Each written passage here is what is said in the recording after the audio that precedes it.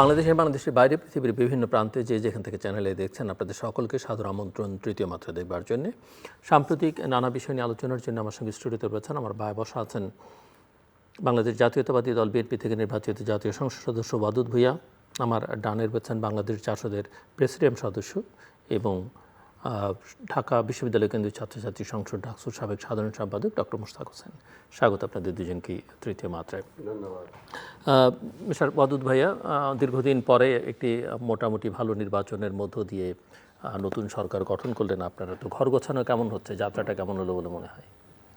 না, যাত্রাটা মনে হচ্ছে সুন্দর এবং এই যাত্রা যদি চলমান থাকে ইনশাল্লাহ আগামী বাংলাদেশ সুন্দর হবে এরকমটাই প্রত্যাশা করি।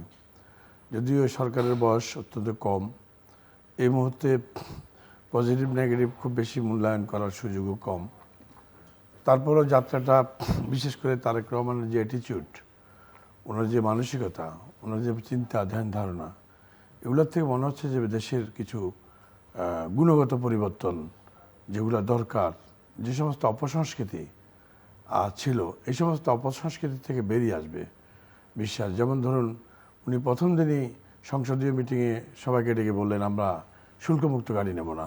কি বলেন? সবাই সম্মতি দিল। উনি একক সিদ্ধান্ত দেননি, কিন্তু উনি এমপিদের মতামত দিলেন আমরা ল্যান্ড ফ্লট নেব না, সবাই একমত হলো। এছাড়া ওনার যে আরও যে সকল জিনিস আপনাদের কাছে দৃশ্যমান, বা এই যে বসতে না বসতে ফ্যামিলি কার্ডে যাত্রা শুরু, এগুলো অনেক ভালো কিছু মিন করছে এবং আগামী দিন সুন্দর হবে, শুভ হবে। পাশাপাশি অপর রাজনৈতিক দলের প্রতি যে সহনশীলতা, যে গালিগালাজ না করা, আগে যেরকম আমরা গালিগালাজের কালচারে ছিলাম, একে অন্যকে মানে কঠিনভাবে আঘাত করতাম, ওগুলোর মধ্যে থেকে বিএনপিকে আমরা অনেক বেশি সরে আসতে দেখছি এবং সবাইকে নিয়ে সম্মিলিতভাবে একটি দেশ গড়ার পরিকল্পনা চিন্তাভাবনা আমরা দেখছি। যেমন ইদানিং শোনা যাচ্ছে যে আওয়ামী লীগের অনেক বড় বড় নেতা নেতৃত্বে জামিন হচ্ছে। এই ব্যাপারে কিন্তু বিএনপি আইনের উপরে কোনো হস্তক্ষেপ করছে না, আইনের উপরে কোনো প্রভাব বিস্তার করছে না। কোর্ট যাকে ভালো মনে করছে তাকে জামিন দিচ্ছে। অথচ দেখেন, আমরা বিএনপি 18 বছর 17 বছরও জেল খাটতে হয়েছে। আমাদের এই যে সাবেক স্বরাষ্ট্রমন্ত্রী প্রায় 16 বছর, আমাদের এই যে আব্দুল সালাম পিন্টু 17 বছর, এরকম আমরা নিজেরাও 3 বছর 4 বছর, কেউ কেউ 5 বছর। আমাদের মহাসচিব কতবার জেল খাটতে হলো, মির্জা আব্বাস মহাসচিব, এরকম বড় বড় নেতারা জেল খাটতে হয়েছে অনেকবার। কিন্তু আওয়ামী লীগ দেখেন 5 বছর 5-6 মাসের মাথায় অনেকে বেরিয়ে যাচ্ছে। কিন্তু বিএনপি আসার পরে বিএনপি কিন্তু ওগুলো নিয়ে কোনো রাগ করছে না। এর অর্থ হলো গণতন্ত্রকে তার গতিতে যেতে দেওয়া উচিত বিএনপি মনে করছে, এবং বিচার বিভাগকে তার স্বাধীনভাবে চলার সুযোগ এবং পথ চলার রাস্তা বের করে দিচ্ছে। শাসন বিভাগকে তাদের মানে রাস্তায় কোনো বাধা সৃষ্টি করছে না। সব কিছু মিলে আমরা আশা করছি ইনশাল্লাহ আগামী দিনে তারেক রহমানের নেতৃত্বে বাংলাদেশে একটা গুণগত পরিবর্তন বলতে অনেক বেশি মাত্রায় পরিবর্তন আমরা আশা করছি। একটা সহনশীল সুন্দর রাজনীতি দেশ চালানোর এরকমটা আমরা আশা করছি। জি, ডক্টর মুশতাক হোসেন, কেমন দেখছেন যে সরকারের সব কিছু গুছিয়ে তোলার একটা চেষ্টা, ঘর গোছানোর চেষ্টা এগোবার জন্যে, আপনি কি দেখছেন? না, এখনই তো আমরা আশাবাদী ওদুদ ভাইয়ের মতো। আমি একই কথা বলি যে এত দ্রুত আমরা চুলচেরা বিশ্লেষণ করার সময় হয়তো আসেনি। যার যার আকাঙ্ক্ষা অনুযায়ী, যে আমার দিক থেকে যেটা আকাঙ্ক্ষা ছিল যে একটা নির্বাচনের মাধ্যমে একটা সরকার আসা, যারা যে যেমন একটা বৈদেশিক গণমাধ্যম তারা কিন্তু প্রশ্ন করেছে, জার্মান সম্ভবত, যে কেন যে যারা গণ অভ্যুত্থানের সামনের সারিতে ছাত্র নেতৃত্ব ছিল তারা নতুন বন্দোবস্তের কথা বলল, কিন্তু ভোটের মাধ্যমে তো বিপুল সংখ্যক পুরনো বন্দোবস্তেরই একটা দল আবার পুনরায় আসলো কেন? তারা একটা খুবই চমৎকার বিশ্লেষণ করেছে। সিএনএন করেছে মেবি, হ্যাঁ, যে প্রথম হচ্ছে আইডিওলজি, দর্শন, বা আপনার যে দেশটাকে একটা মানে সাম্প্রদায়িক ধর্মভিত্তিক উন্মাদনার মধ্যে নিয়ে যাওয়া হচ্ছিল, যেটাকে কার্যকর করার জন্য মব কালচার করা হয়েছিল। মাজার ভাঙা থেকে শুরু করে মানে ধর্মের ভিন্ন ব্যাখ্যার উপরে আক্রমণ, ট্যাগ লাগিয়ে দেওয়া, দোসর বলে তাকে যখন তখন এইটা মানুষ পছন্দ করেনি, ফলে ভেবেছে যে এটা তো নতুন বন্দোবস্ত কী হচ্ছে। দ্বিতীয় তারা বলেছে ইতিহাস, বাংলাদেশের বিশেষ করে মুক্তিযুদ্ধের ইতিহাসকে একেবারেই মানে অগুরুত্বপূর্ণ করে ফেলা এবং 1947-এর ধর্মের ভিত্তিতে ভাগ করা পাকিস্তান, তো সেটাকে মহিমান্বিত করা এবং 24কে দিয়ে 71কে রিপ্লেস করার চেষ্টা। ফলে সেটা বুঝে যে এটা তো নতুন বন্দোবস্ত হতে পারে না। আর একটা হচ্ছে আস্থা, যারা নেতৃত্ব দিয়েছে, আমি প্রথমে খুবই তর্ক করতাম মানুষের সাথে, যে বলতো যে এরা চরম দুর্নীতি করছে, এই যে বিভিন্ন পদে লোক নিয়োগ করা, ব্যবসা বাণিজ্য, একেবারে যেই সরকারের বিরুদ্ধে গণঅভ্যুত্থান হয়েছে তার চাইতে আরও বড় আকারে। আমি খুব লজ্জিত হয়েছি এবং আমি নিজে সাক্ষী আছে, অনেক আমার পার্টি অফিসে বসে বলছে তোমরা মিথ্যা কথা এগুলো। আমাদের 90-এর গণঅভ্যুত্থানের পরেও এরকম বলার চেষ্টা করা হয়েছিল, 2-1 জন করেছে, সব বদনাম দেওয়া হয়েছে। তারা এখন আমাকে কথা শোনায়, মোশতাক ভাই আপনি তো খুব ডিফেন্ড করেছেন, এখন দেখছে ইতিহাসগুলো কি। কাজে এই জায়গার থেকে যে আমরা আমাদের যে মুক্তিযুদ্ধের দর্শন, যে একটা অসাম্প্রদায়িক রাষ্ট্র হবে, গণতান্ত্রিক রাষ্ট্র হবে, জোর করে কিছু মতামত চাপিয়ে দেওয়া যাবে না, সেটাতে এই সরকার তারা সেই জায়গায় ফিরে আসুক এবং একটা স্বস্তির জায়গা কিন্তু এসছে। ইতিহাস সেটাও কিন্তু বিএনপি নির্বাচন বা তার আগে থেকেই তারা বলেছে 71 তাদের সবচেয়ে বড় অর্জন, আমাদের পরিচয় এবং ক্রেডিবিলিটির জন্য তারা বলেছে, যেটা অবশ্য সামনে পরীক্ষা হবে, যে আমাদের যে লুটপাট, দুর্নীতি এবং স্বজনপ্রীতির যেই বাজে মানে উদাহরণ ছিল অনেক দিন ধরে, সেটা থেকে উত্তরণ ঘটবে কিনা। তবে আরেকটা বিষয় আছে, শুধু এটা হচ্ছে আমি আমার দেশকে একটা স্বাভাবিক জায়গায় নিয়ে আসা, একটা নির্বাচনের মাধ্যমে সরকার গঠন হবে, সংসদ চালু হবে, একটা স্বাভাবিক জায়গায় আনা। সেটা মোটামুটি আমার মনে হয় যে মানুষ অনেকখানি আশ্বস্ত হতে পারে যে আমরা সেদিকে যাচ্ছি। এতে একটা বড় প্রত্যাশা আছে, সংস্কারের চাহিদা, যে ফ্যাসিবাদী যে কাঠামোগুলো আছে, ফ্যাসিবাদী যে ক্ষমতাগুলো আছে, উৎসগুলো আছে, সেগুলোকে হাত দিতে হবে। হয়তো একসঙ্গে সব পারা যাবে না, কিন্তু সেটার চাহিদা কিন্তু বিরাট।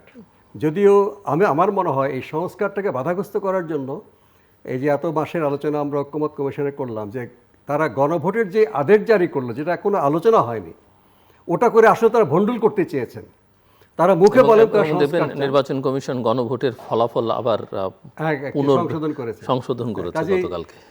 এই গণভোটের আদেশটা এটা অসাংবিধানিক হয়েছে এবং পুরো সংস্কারের উপরে একটা মানে কালিমা লিপ্ত করে দিয়েছে।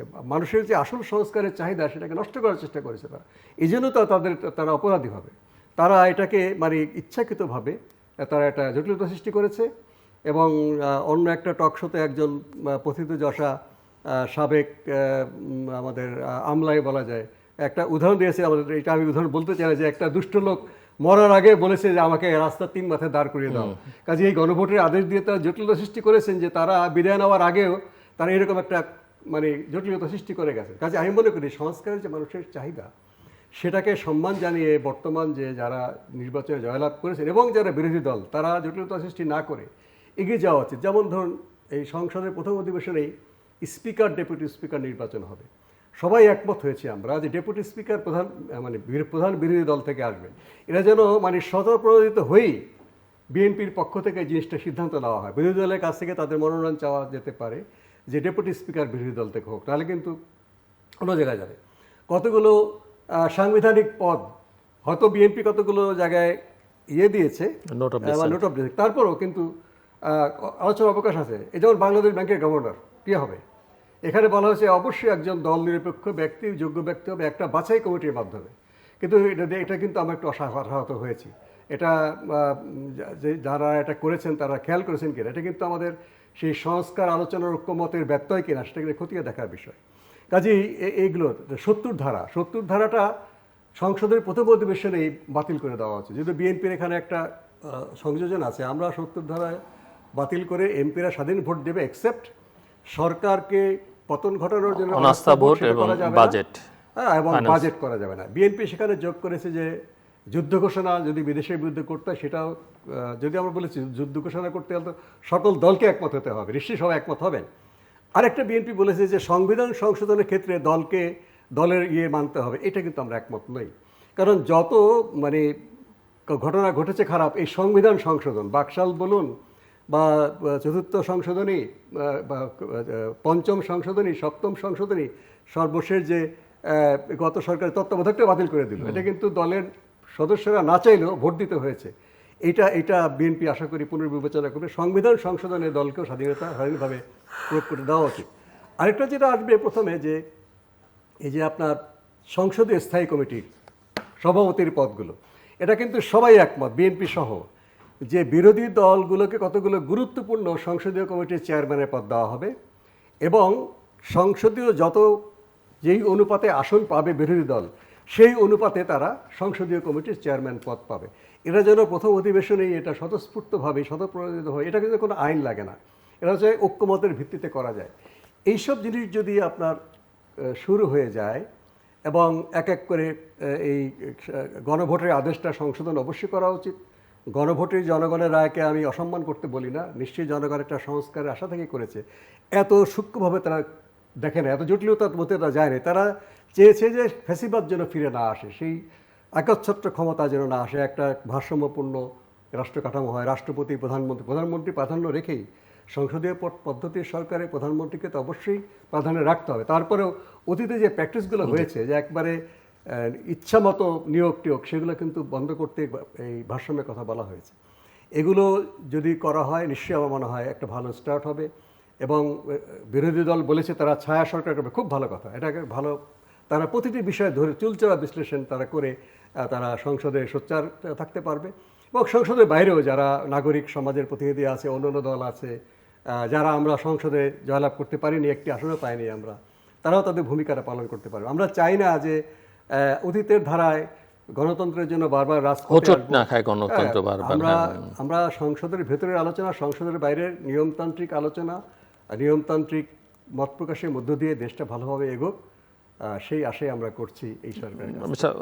ওয়াদুদ ভূঁইয়া, কতখানি কমিটেড বিএনপি আসলে, যেটা একটা তো হচ্ছে যে আপনাদের 31 দফা জুলাই চার্টারে কিছু কমিটমেন্ট এবং তার একটা রিফ্লেকশন আপনাদের ম্যানিফেস্টোর মধ্যে, তো সময় তো 5 বছর, কিন্তু যেটা মিস্টার হোসেন বলবার চেষ্টা করছেন যে শুরুতেই কিছু কাজ সহজে করে ফেলা যাবেন, সেটা করলেই বোঝা যায় যে আসলে আপনি অঙ্গীকারটা রক্ষা করবেন। সেই জায়গায় আমি জানি না আপনাদের সংসদীয় দলের সভায় এরকম কোনো বার্তা পাওয়া গেছে কি না, বা অ্যাজ এ হোল কি মনে হয়? আমাদের সংসদীয় সভাটা তো দীর্ঘ হয়নি, স্বল্প শর্ট, ওরকম সিদ্ধান্ত আলোচনা করার সুযোগ হয়নি। তবে আমরা 31 দফাতে যা যা বলেছি এ ব্যাপারে আমাদের প্রধানমন্ত্রী সিরিয়াস, যে আমরা ঐক্যমত্যের ভিত্তিতে অথবা সহনশীল মনোভাবের মধ্য দিয়ে আমরা আমাদের 31 দফার সব কিছু ওয়াদা আমরা রক্ষা করব। যেমন বিরোধী পক্ষের বা বিরোধী দলের ডেপুটি স্পিকার করা, এ ব্যাপারে আমাদের কোনো দ্বিমত নেই, আমরা এটা করবো। তবে সেখানে আমাদের সংসদের একটা সিদ্ধান্তের বিষয় আছে, সংসদের সিদ্ধান্ত হবে, তারপরে এটা করতে হবে, সেখানে কিছু সংশোধনী আনতে হবে। তো হুট করে প্রথম দিনই বসিয়ে দেওয়া যাবে না, সংশোধনী এনে এটাকে করতে হবে। এটা যেমন আমাদের আছে, উচ্চকক্ষের ব্যাপারেও আমাদের প্রস্তুতি আছে, উচ্চকক্ষ কীভাবে করা যেতে পারে বা কীভাবে হবে সে ব্যাপারেও আমাদের প্রস্তুতি চলছে, ওয়ার্ক চলছে। অর্থাৎ আমরা দেশের যে সাংবিধানিক যে সৌন্দর্যগুলো, মঙ্গলগুলো, ভালোগুলো ভাই যেগুলো বললেন, আশা করলেন, ইনশাল্লাহ এগুলো আমাদের সরকার, বিশেষ করে আমাদের সরকার প্রধান এ ব্যাপারে খুবই সিরিয়াস এবং আন্তরিক। আমরাও চাই এরকম কিছু আসুক, এটা হবে, আপনি আশ্বস্ত হতে পারেন। এমনি চ্যালেঞ্জেস কি দেখেন সামনে? চ্যালেঞ্জ আছে, যেমন ধরেন মৌলবাদীদের একটা বিশৃঙ্খলাকে আমরা চ্যালেঞ্জ হিসেবে মনে করছি, পার্সোনালি আমি মনে করছি। তবু তারাই তো বিরোধী দলে এখন, তাদের একটা অংশ, বড় অংশ, রেজিমেন্টেড অংশটা, তাদেরকে আমাদের ফেস করতে হবে। এবং তারা আওয়ামী লীগের অনুপস্থিতিতে আওয়ামী লীগের শূন্যস্থানটা তারা দখল করেছে বলে তারা মনে করছে। তো যাক, যেভাবে হোক তারা নানা কারণে, নানা কায়দায় একটা ভাইব তুলে তারা একটা সৃষ্টি করেছে, তারা এখন আছে। এবং দুর্ভাগ্য হলো এই প্রজন্মের যারা জাতির কাছে কমিটেড, যারা ছাত্র আন্দোলন, মেধা, কোটা নয় মেধা, চাকরির জন্য যারা আন্দোলন করলো, তারা চাকরি না করে চলে গেলো উপদেষ্টাতে, সরকারে চাকরির বিষয়টা মাথা থেকে ছেড়ে দিল। সেখান থেকে তারা চলে আসলো বৈষম্য বিরোধী ছাত্র আন্দোলনের পক্ষে, তারা বৈষম্য ছাত্র সমন্বয়ক, সেটা বসে টোটাল সচিবালয়টাকে তারা তছনছ করে দিল। সরকার ইন্টারিম গভর্নমেন্টের ছত্রছায়া, তাদের আশ্রয় প্রশ্রয়ে টোটাল ম্যানেজমেন্টটাকে, টোটাল সচিবালয়টাকে তারা, আমলাতান্ত্রিক ব্যবস্থাপনাটাকে তারা একদম এলোমেলো করে দিল। এরপরে সেখানে তারা কিন্তু সেখানেও স্থির থাকতে পারলো না, তারা ফরার টেবিলেও ফিরে গেল না, তারা আবার আসলে নতুন দল করলো, তাও ওয়েলকাম। আমরা ভাবছি এই প্রজন্মের ছেলেরা প্রগতিশীল চিন্তাভাবনা করবে, তাদেরকে দেখা গেল প্রগতিশীল দলের সাথে তারা অ্যালায়েন্স করলো। এখানে গিয়ে আমরা কঠিনভাবে একটু মানে হোঁচট খেয়েছি, বলতে মানসিক হোঁচট খেয়েছি। এই প্রজন্মের সন্তানদের থেকে তো আমরা এরকম কিছু আশা করি নাই যে তারা প্রগতিশীলের বিরুদ্ধে তারা একটা প্রতিক্রিয়াশীলদের পক্ষে অবস্থান নেবে। তো এই অবস্থা আশা করি তাদের বোধোদয় হবে। তারা হয়তো নির্বাচনের জন্য জোট করেছে, তারা প্রতিক্রিয়াশীলদের সাথে মিশে যাবে না, মিলে যাবে না, একাকার হয়ে যাবে না, সেরকমটা আমরা বিশ্বাস করি। প্রতিক্রিয়াশীলরা যাই করুক না কেন, মানুষ এখন বুঝে গেছে ওদের উদ্দেশ্যটা। অতএব আমরা এদেরকে, জনগণকে সাথে নিয়ে এদেরকে মোকাবেলা করা আমাদের জন্য খুব কঠিন হবে না। আমরা ধীরে ধীরে ইনশাল্লাহ এদের এই সমস্ত মৌলবাদী ধ্যান ধারণার থেকে দেশকে মুক্ত করব, বের করে আনবো। এবং পার্লামেন্টে হয়তো আমাদের একটু ব্যাক পেতে হবে। পার্লামেন্টের বাইরেও আপনি দেখেন, যেদিন শপথ হচ্ছে তার আগের দিন তারা বিক্ষোভ দিল, তারা সরকার মানে না, তারা ইয়ে করবে না। তারপর আবার শপথের সময় আপনি খেয়াল করে দেখেন তারা শপথ দেবে না, হঠাৎ করে আবার 15 মিনিটের মধ্যে তারা সিদ্ধান্ত নিল শপথ দেব। দৌড়াতে হাঁপাতে তারা সংবিধান সংস্কার পরিষদের শপথও তারা নিয়েছে, যেটা আপনারা নেননি। হ্যাঁ, আমরা সংবিধান সংস্কার পরিষদে, এটা তো সাংবিধানিকভাবে অ্যালাউড কিছু না, অনুমোদিত না, এটা আমরা কেন নেব? এবং আমাদের তো আলী রিয়াজ কমিশন এটা বলেনি, এমন কোনো কথা কমিটমেন্ট হয়নি যে আপনারা আগে শপথ এটা নেবেন। কথা হচ্ছে 180 দিনের মধ্যে আপনারা যদি ভোট জিতে তাহলে এটা বাস্তবায়ন করবেন সংসদে, এটাই কথা হচ্ছে। তো সেটা তো আমরা করব, আমরা কমিটেড, আমরা তো ভোটের বিপক্ষে না। অতএব আমাদেরকে দিয়ে আবার শপথ পড়াতে হবে কেন? এই শপথ তো সংবিধান বহির্ভূত সংবিধান, আমরা সেই শপথ কেন করব? এটা করা মানে সংবিধানকে অবজ্ঞা করা, সংবিধানের সাথে সাংঘর্ষিক কাজে লিপ্ত হওয়া, সেই জন্য আমরা করি নাই। আর তারা তো অন্যায়ভাবে সংবিধানকে তোয়াক্কা না করে শপথ করার কথা বলে তারা শপথ নিতে চায় নাই। যাক, তারা তো আসলো শেষ পর্যন্ত। এদের এই যে ধরেন মানে তার নানা টাইপের কথা বললো মানে পিআর পদ্ধতি না হলে আমরা ইলেকশন করবো না। খেয়াল করে দেখেন, 1 বছর আগে প্রার্থী ঘোষণা করছে, আর ভোটের আগে এসে বলে পিআর পদ্ধতি না হলে ইলেকশন করবো না। 1 বছর আগে প্রার্থী প্রচারণা শুরু করছে, আর তারা এবার বলতেছে গণভোট না হলে ইলেকশন করবো না। এবং তাও গণভোট হতে হবে ভিন্ন ভিন্ন দিনে, রাষ্ট্রের এত টাকা খরচ করে ভিন্ন ভিন্ন দিনে করতে হবে। যেখানে আমরা ইউনিয়ন পরিষদ, পৌরসভার নির্বাচনে আমরা একাধিক ব্যালট পেপার ইউজ করি, আমরা নাকি পার্লামেন্টের দিন 2টা ব্যালট পেপার ইউজ করতে পারবো না।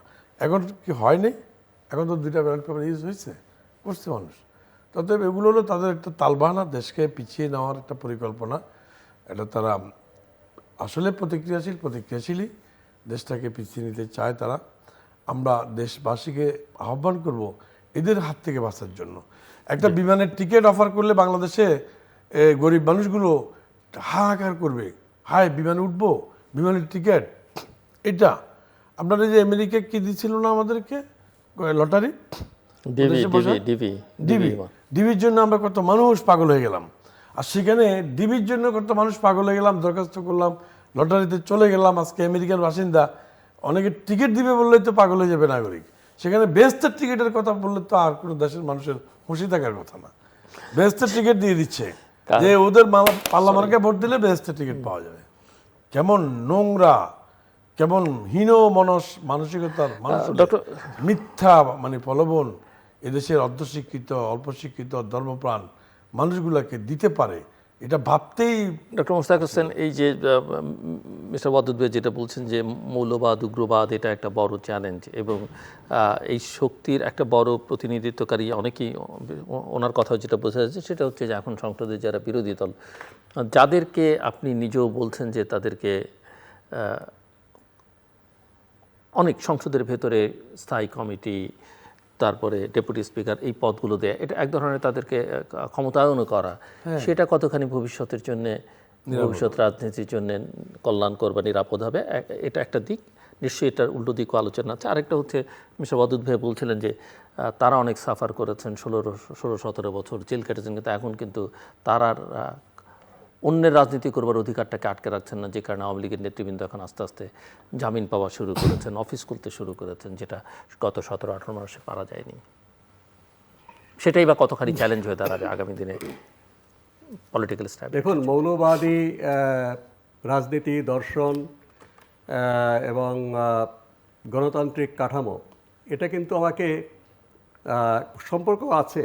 আপনি মৌলবাদের কথা বলে যদি সংসদীয় স্থায়ী কমিটির যেটা অঙ্গীকার করেছি আমরা সেটা যদি না দেন, তাহলে কিন্তু এটা অনেকটা গত সরকারের মতো হয়ে যাবে।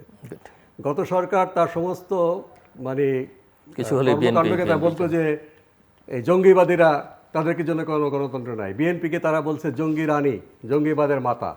বিএনপি এবং জামাতকে তারা একসঙ্গে মোকাবেলা করেছে এই মুক্তিযুদ্ধের কার্ড নিয়ে। কাজে সংসদীয় রাজনীতিতে বিরোধী দল, সে মৌলবাদী হোক আর না হোক, যাই হোক, অবশ্যই একটা ইনস্টিটিউশনাল অ্যাপ্রোচ থাকতে হবে। এই কথা বলে যদি এটা বঞ্চিত করে, এটা কিন্তু আমাদের মানে প্রতিষ্ঠানটা ক্ষতিগ্রস্ত হয়ে গেল। জাতীয় সংসদের ভেতরে কোনো মৌলবাদী প্রস্তাব তোলে, যেমন বিশেষ করে শিক্ষা বা অন্যান্য বিষয়ে ধর্মকে চাপিয়ে দিতে চায়, যে আমাদের বা ধর্মে শিয়া, সুন্নি, ওয়াহাবি, তারপরে আহমদিয়া, এগুলো করলে অবশ্যই সেটা ইডিওলজিক্যালি এবং রাজনৈতিকভাবে মোকাবেলার বিষয় আছে সংসদের ভেতরে এবং সংসদের বাইরে। এবং এই জায়গাটা সংসদের বাইরে সবচেয়ে বেশি। ইডিওলজিক্যাল প্রশ্নটা যেটা বলেছি, কেন এরা ছাত্ররা ব্যর্থ হলো, এটা কিন্তু সবচেয়ে বেশি সামাজিক, সাংস্কৃতিক দীর্ঘস্থায়ী সংগ্রাম। আর সংসদের ভেতরে বিরোধী দলকে যদি আপনি স্পেস না দেন, এটা কিন্তু বুমেরাং হয়ে যাবে, যেভাবে আওয়ামী লীগের সময় বুমেরাং হয়ে গেছে। যাদেরকে তারা এই মৌলবাদের অজুহাত তুলে বিএনপিকে সহ তারা দমন করার চেষ্টা করেছে, আজকে তো তারাই নাই, কিন্তু বিরোধী দল সর্বশক্তি দিয়ে তারাই সরকারি দল, বিরোধী দল। কাজে এই ভুলটা করা যাবে না। আর বিশেষ কিছু বলছি যে ভাই বিপ্লব, উচ্চকক্ষ দেখুন, উচ্চকক্ষে আমাদের দল, আমরা অনেক আগের থেকে চেয়েছি যে শ্রম কর্ম পেশার প্রতিনিধিত্ব, যে ভোটার লিস্ট করবার সময় কি কোন শ্রেণী পেশা এটা ক্যাটাগরি থাকবে, একটা কমিটি ঠিক করবে যে কতগুলো পেশাকে আমরা স্বীকৃতি দেবো উচ্চকক্ষের জন্য। তারা ভোটার লিস্ট করবার সময় তারা নিজেরা লেখাবে, যেমন আমি স্বাস্থ্যকর্মী হিসেবে লেখাবো, আমার MBBS সার্টিফিকেটটা রেখে সেখানে। এভাবে করলে তাদের ভোটে তাদের প্রতিনিধি হবে, তাদের ভোটারের সংখ্যানুপাতে। তবে এটা খুব দ্রুত হবে বলে আমরা এই জন্য সংস্কার কমিশন মিটিংয়ে আমরা বক্তব্য বলেছি, এইবার সেটা সম্ভব না। কাজেই মন্দের ভালো হিসেবে আমরা যে প্রদত্ত ভোট, সেই ভোটের সংখ্যানুপাতে উচ্চকক্ষটা হতে পারে। সেক্ষেত্রে বিএনপি তারা বলেছে না, আসনের ভিত্তিতে যতগুলো আসন হয়েছে তার ভিত্তিতে, এটা কিন্তু আমরা সমর্থন করি না। এটা নিয়ে ব্যাপক আলোচনা হওয়া উচিত সংসদের ভেতরে এবং বাইরে। আর আমি যেটা মন্দের ভালো হিসেবে সমর্থন করেছি, যেটা বিরোধী দলও সমর্থন করে, যে ভোটের সংখ্যানুপাতে আপনি এমপি ঠিক করবেন, এটা এবারে করতে গেলে এটা আইন পাশ হয়ে থাক, কিন্তু এটা কার্যকরী করা মুশকিল হবে। কারণ এইবার ভোটের আগে কিন্তু কোনো দল ঘোষণা করেনি যদি সংখ্যানুপাতে উচ্চকক্ষ হয় তাহলে আমাদের লিস্ট অফ ক্যান্ডিডেট এরা। কাজে এটা কিন্তু এখন বায়াসড হয়ে যাবে, সমস্যা হবে। কাজেই তবে আমরা সমর্থন করব সংসদের বাইরে থেকে ভোটের সংখ্যানুপাতে হোক, তবে এটা কার্যকরী হবে আগামী সংসদ। এবার উচ্চকক্ষ আইনগত থাকবে, কিন্তু কার্যকরী হওয়া প্রয়োজন নেই। তারপরে আপনার এখন যেই সংস্কারগুলোর বিষয় আছে, যে কি করার বিষয়ে অদূর থেকে আর প্রশ্ন করছিলেন, যে যেই সংস্কার কমিশন করেছিল অন্তর্বর্তী সরকার, এগুলো কিন্তু অনেক চিন্তার ফসল। যে সমস্ত পরিবর্তন করতে চাই সেগুলো যেন প্রত্যেকটা প্রায় সংস্কারের জন্য কতগুলো স্বাধীন কমিশন করার প্রস্তাব করা হয়েছে। যেমন আমি স্বাস্থ্য নিয়ে কাজ করি, স্বাধীন স্বাস্থ্য কমিশন করার প্রস্তাব করা হয়েছে 2011 সাল থেকেই, যখন স্বাস্থ্যনীতি হয়। এবারেও যে স্বাস্থ্য সংস্কার কমিশন প্রস্তাব দিয়েছে, তারা বলেছে এগুলো কিন্তু আগে করা উচিত। যে সমস্ত বিষয়ে মানে মাননীয় স্বাস্থ্য প্রতিমন্ত্রী বলছেন খুবই ভালো জিনিস, সেগুলো কিন্তু বড় কোনো পরিবর্তন না। বড় পরিবর্তনের সূচনা যদি করতে হয় 180 দিনের ভিতরে স্বাস্থ্য কমিশন করে ফেলতে হবে। যেমন পুলিশের সংস্কারের জন্য অন্তর্বর্তী সরকার একটা মানে অধ্যাদেশ করতে চেয়েছিল, এখানে বাধা দিয়েছে। রাজনৈতিক সরকার নেই, কিন্তু রাজনৈতিক সরকারের দোহাই দিয়ে এই যারা সচিবালয়ের কর্মকর্তা তারা বাধা দিয়েছে। স্বাধীন পুলিশ কমিশন করা উচিত। স্থানীয় সরকার নির্বাচন সামনে আসছে, স্থানীয় সরকার নির্বাচনের আগেই স্থানীয় সরকারের সংস্কারটা হয়ে যাওয়া উচিত। দরকার হলে 6 মাস দেরি হোক, কারণ ডক্টর তোফায়েল কমিশন অনেক পরিশ্রম করে এটা করে গেছেন। উনি একটা দুঃখনীয় মৃত্যুবরণ করেছেন। উনি বলেছিলেন একটা ইয়েতে অন্য অনুষ্ঠানে বলেছে যে দেখুন মোশতাক, আমরা অনেক কষ্ট করে আইনের ড্রাফটও করে দিয়েছি, এটা একটা বিগ আর্কাইভাল ভ্যালু আছে। অর্থাৎ উনি স্যাটায়ার করে বলেছে যে আর্কাইভে যাওয়া ছাড়া এটা বাস্তবায়িত হবে কিনা জানি না। এই স্থানীয় সরকারের সংস্কারটা হয়ে যাওয়া উচিত। বিএনপি তো 31 দফাতেও কিন্তু কমিটমেন্ট করেছে। এটার পরে স্থানীয় সরকার নির্বাচন হোক। স্থানীয় সরকারটা তারা এখন আছে একটা প্রেসিডেন্সিয়াল সিস্টেমে। মেয়র প্রত্যক্ষ ভোটে হয়, সে করে কাউন্সিলরকে তোয়াক্কা করে না। উনি বলেছেন যে কাউন্সিলরদের ভোটে মেয়র নির্বাচিত হবে, তাকে যেন ইজিলি অপসারণ করা যায়। এভাবে ইউনিয়ন পরিষদের চেয়ারম্যান, পৌরসভার মেয়র, উপজেলা চেয়ারম্যান, জেলা পরিষদ চেয়ারম্যান এভাবে তিনি করেছেন। আমি বিস্তারিত আলোচনা যাচ্ছি না। কাজে এগুলো কিন্তু যদি প্রথমেই করে না ফেলেন, কায়েমি স্বার্থবাদী গোষ্ঠী যারা এগুলো সংস্কার চায় না, তারা কিন্তু নানাভাবে প্রভাব বিস্তার করে একটা গণ্ডগোল লাগিয়ে, যে উনি বললেন মৌলবাদের কথা, একটা মৌলবাদী এজেন্ডা আমাদের ধরাই দিয়ে আমরা ওখানে মারামারি কাটাকাটি, যেভাবে আগেকার সংসদে স্বাধীনতার ঘোষকার জাতির পিতা নিয়ে মারামারি হতো, এটা নিয়ে আমাদের সংসদে মূল্যবান সময় নষ্ট হতো। কাজে এইরকম একটা এজেন্ডা ধরিয়ে দিয়ে এইসব সংস্কারের কাজগুলো বাদ হয়ে যাবে। কাজে আজকে যারা সংখ্যাগরিষ্ঠ পেয়েছেন, 2/3 পেয়েছেন এবং বিরোধী দল, তারা একমত হয়েছেন। এই সংস্কার কমিশনে যারা ছিলেন এইসব দলের প্রতিনিধি কিন্তু ছিলেন, আমাদের তেমন কেউ ছিল না। ইন্ডিপেন্ডেন্ট নাগরিক কমিটির ওনারা আছে, নাগরিক সমাজের প্রতিনিধি ছিলেন। কিন্তু দলগতভাবে সংসদে এখন যারা আছেন তাদেরই, আর প্রত্যেকটাতে ছাত্রদের প্রতিনিধি ছিল, যারা সংসদে এখন 6টি আসন নেওয়া আছে। কাজে এই যাদেরকে দায়িত্ব দিলে এই কাজগুলো শুরু করবে, সেই কমিশনগুলো করে ফেলা উচিত, যেখানে সরকারি দল, বিরোধী দল, সাবেক আমলা, যারা এক্সপার্ট তারা থাকবে। তাহলেও আমরা আশা করি এটা গুড স্টার্ট হবে। আরেকটা কথা বলে আমি এই অদ্ভুত ভাইয়ের কাছে আসতে চাই। জুলাই সনদকে অবশ্যই সম্মান করি, কিন্তু জুলাই সনদ কোনটা? প্রথম অংশ হচ্ছে ইতিহাসকে বিকৃত করেছে, সেটা বাদ দিতে হবে।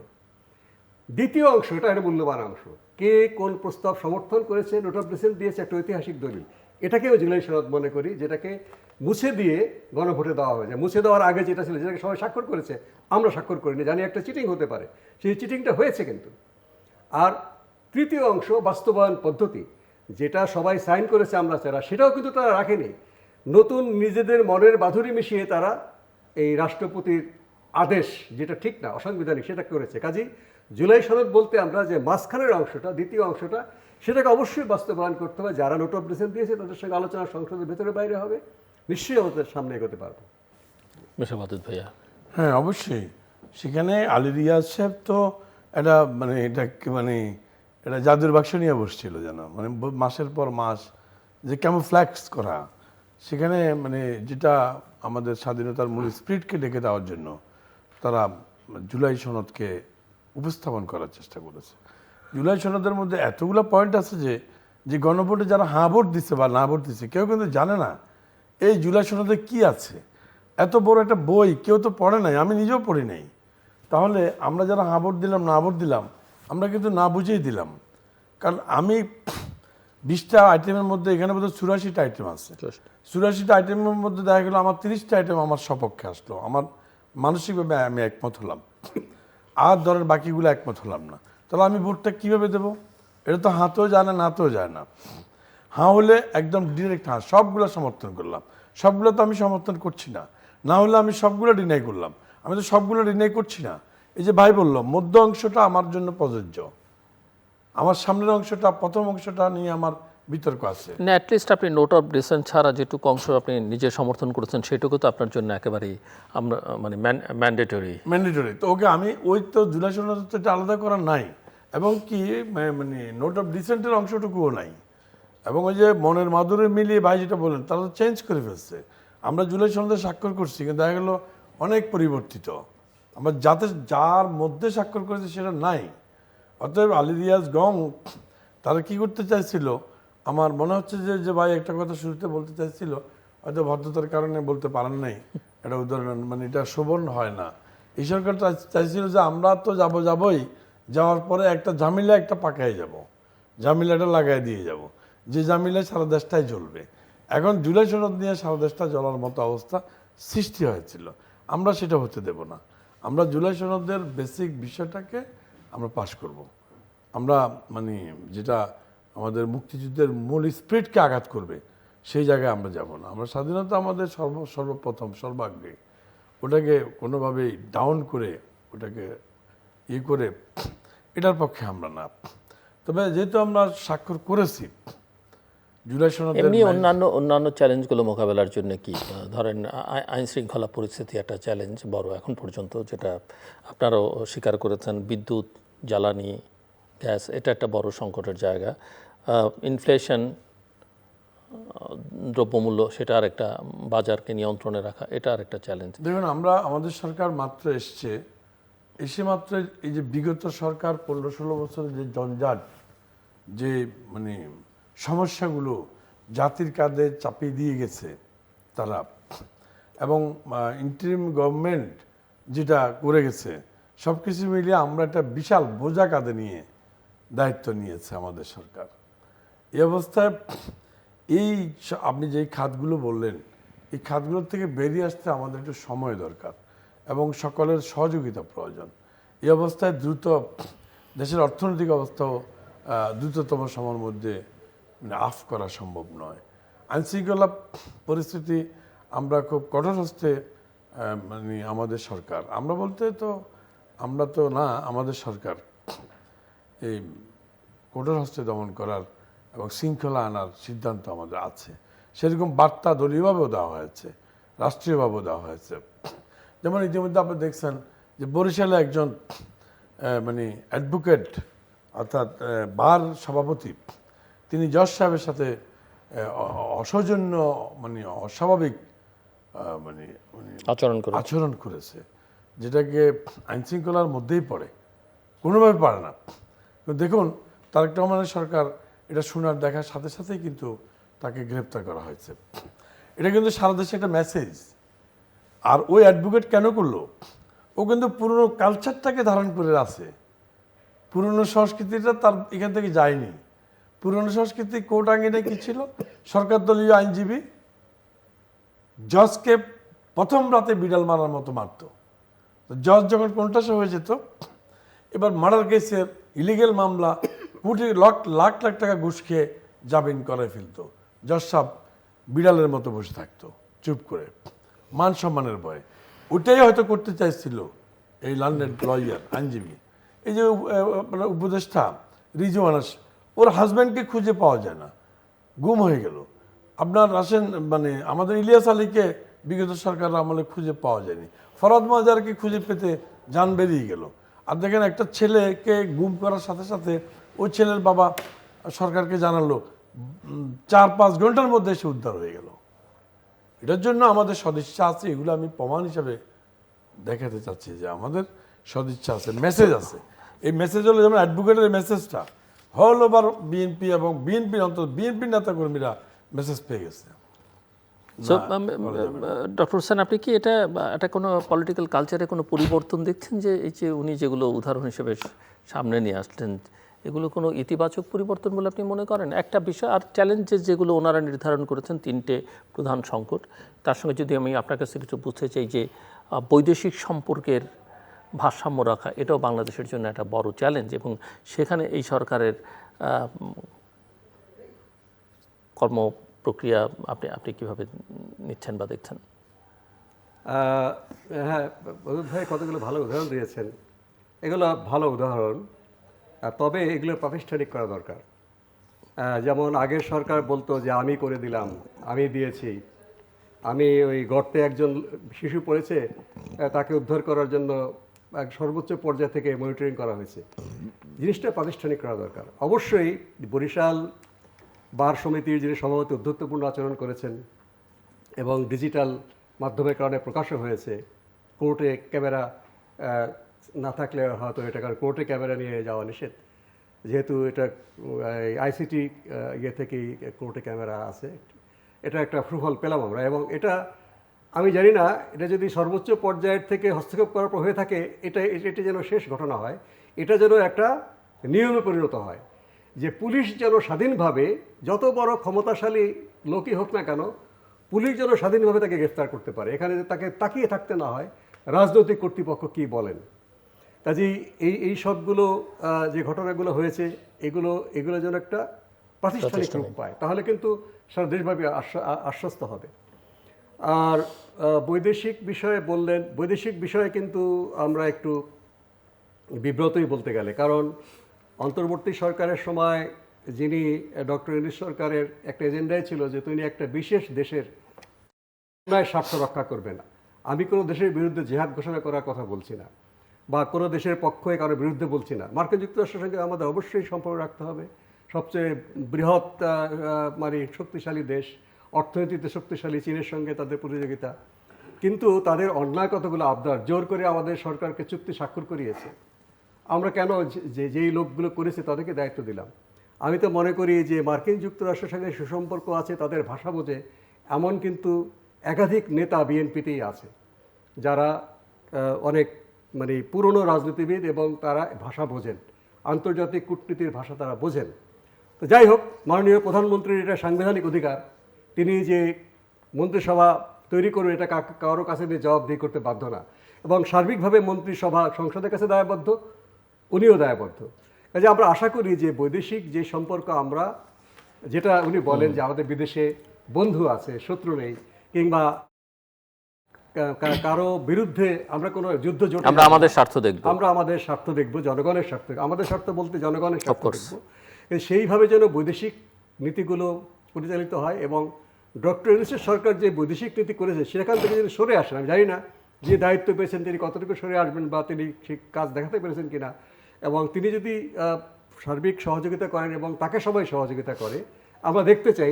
এখনই তার বিরুদ্ধে আমরা আন্দোলনে নামছি না, যে সত্যি সত্যি একটা স্বাধীন পররাষ্ট্রনীতি, দেশের স্বার্থে, জনগণের স্বার্থে পররাষ্ট্রনীতি, আমাদের পারস্পরিক স্বার্থের পররাষ্ট্রনীতি, কারো বিরুদ্ধে নয়, সেটা যদি তিনি করতে পারেন এবং ক্যাবিনেটকে তিনি জানান, এবং ক্যাবিনেট যেন সংসদকে জানায়, আমরা যেন সংসদের মাধ্যমে জানতে পারি যে আমরা এইভাবে একটা শক্তিশালী বলিষ্ঠ পররাষ্ট্রনীতির দিকে যাচ্ছি, এবং যেটা আমাদের দেশের জনগণের স্বার্থে, জনগণের অর্থনীতির স্বার্থে, আমাদের সামাজিক উন্নয়নের স্বার্থে, শিক্ষা, সেবা, স্বাস্থ্যের স্বার্থে কাজে লাগবে, তাহলে নিশ্চয়ই আমরা আশ্বস্ত হতে পারবো।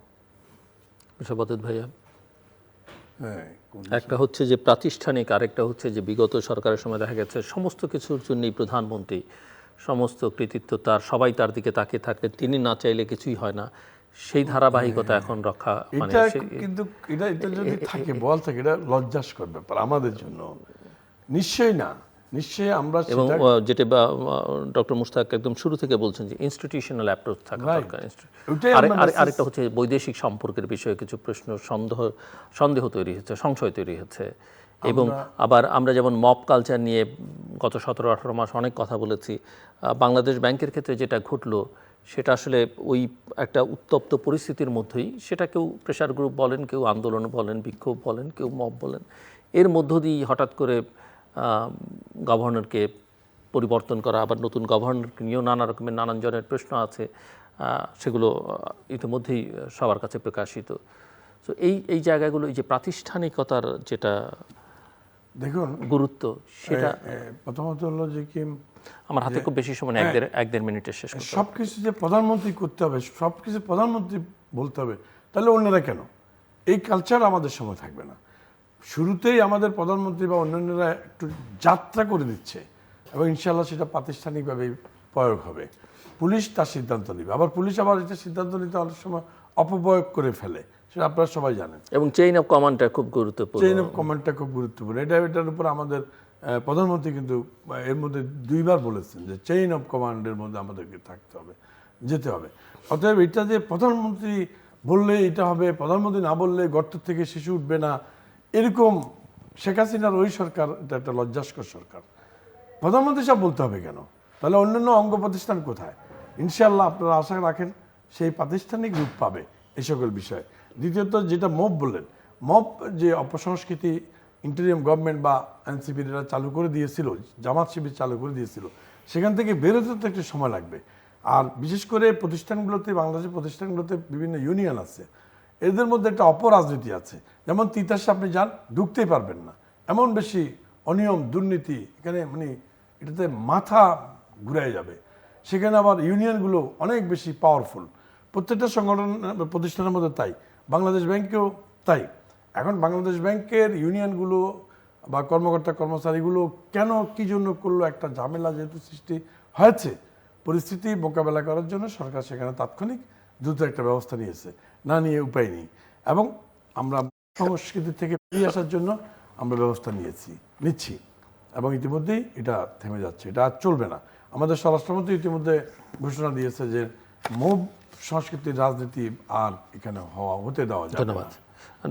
ডক্টর মুস্তাককে আর কিছু যোগ করবেন 30 সেকেন্ডসে যদি শেষ করতে পারেন? আমরা আশা করি যে সংসদ অধিবেশন 12 তারিখে শুরু হবে, তার আগে যে কতগুলো প্রস্তাব আমি উল্লেখ করলাম আপনার মাধ্যমে, তারা আমলে নেবেন যে স্পিকার, ডেপুটি স্পিকার নির্বাচন যেন বিরোধী দল থেকে হয়, 70 ধারার বিষয়টা সিদ্ধান্ত হয়, এবং আমরা স্থায়ী কমিটিগুলো যেন ঐক্যমত অনুযায়ী হয়, তাহলে একটা শুভ সূচনা হবে। এবং যেটা ভাই বললেন, ইডিওলজিক্যাল কারণ দেখিয়ে আমরা যে বিরোধী দলকে তাদের ন্যায্য পাওনা এবং অধিকার থেকে বঞ্চিত না করি, সেটা একটা খারাপ উদাহরণ হবে। জি। ধন্যবাদ। আপনি আর কিছু যোগ করবেন? 10 না, সেকেন্ডস। আমার হলো যে কি ইনশাল্লাহ আমাদের ফরেন পলিসি থেকে শুরু করে আইন শৃঙ্খলা, বিচার বিভাগ, সুশাসন, এগুলো ইনশাল্লাহ আমরা অঙ্গীকারবদ্ধ এবং এগুলো আমাদের তারেক রহমানের সরকার অবশ্যই বাস্তবায়ন করবে। এ নিয়ে জাতিকে শঙ্কিত হওয়ার কিছু নেই, জাতির সহযোগিতা চাই। Thank you doctor Mushtaq Hossain এবং মিস্টার ওয়াদুদ ভাই, অসংখ্য ধন্যবাদ এই আলোচনায় অংশ নেওয়ার জন্য। দর্শক, নতুন সরকার সমালোচনা এখনই করতে গেলে আসলে স্ট্যাবিলিটিটা যেটা আমরা চাই, আমাদের রাজনৈতিক স্থিতিশীলতা, যার সঙ্গে সামাজিক অর্থনৈতিক স্থিতিশীলতাও জড়িত, সেটা বিঘ্ন করবে। সবাই পর্যবেক্ষণ করছে সরকারকে, সরকারের কার্যক্রমকে। আমরা পুরনো ধারাটা একটা আমূল বদল চাই। তবে দুটো গুরুত্বপূর্ণ কথা এখানে আলোচনার মধ্যে এসছে। একটা হচ্ছে যে সব কিছুর মধ্যে একটা প্রাতিষ্ঠানিক অ্যাপ্রোচ যেন থাকে, এখানে ব্যক্তি যেন প্রধান না হয়ে ওঠে, দল যেন প্রধান না হয়ে ওঠে, এবং আমাদের প্রতিষ্ঠানগুলোকে গড়বার দিকে মনোযোগ দিতে হবে। একই সঙ্গে যে অঙ্গীকারগুলো বিজয়ী দল করেছেন, যারা এখন সরকার পরিচালনা করছেন, সেটা যেন তারা রক্ষা করেন। কিছু কিছু বিষয় আছে যেগুলো অঙ্গীকারের মধ্যে আছে কিন্তু এখন বাস্তবায়নযোগ্য নয়। যেমন ডক্টর মুস্তাক হোসেন বলছিলেন যে উচ্চকক্ষ, এই উচ্চকক্ষ আসলে হয়তো সংবিধানে পাশ করিয়ে নেওয়া যাবে, কিন্তু এটা শুরু করতে হলে পরের সংসদ থেকে, পরের টার্মে যখন ইলেকশন হবে তখন থেকে করতে হবে। এরকম অনেকগুলো বিষয় আছে, কিন্তু এগুলো যত দ্রুত আসলে একটা ধারণা পাওয়া যাবে সরকার আসলে কোনটাকে গ্রহণ করতে চাইছে, কোনটাকে কখন নিতে চাইছে, ততই আমার মনে হয় যে স্থিতিশীলতার বিষয়টাও নিশ্চিত হওয়া যাবে। দর্শক, আমাদের সঙ্গে থাকবার জন্য অসংখ্য ধন্যবাদ। আপনাদের সবার জন্য শুভকামনা।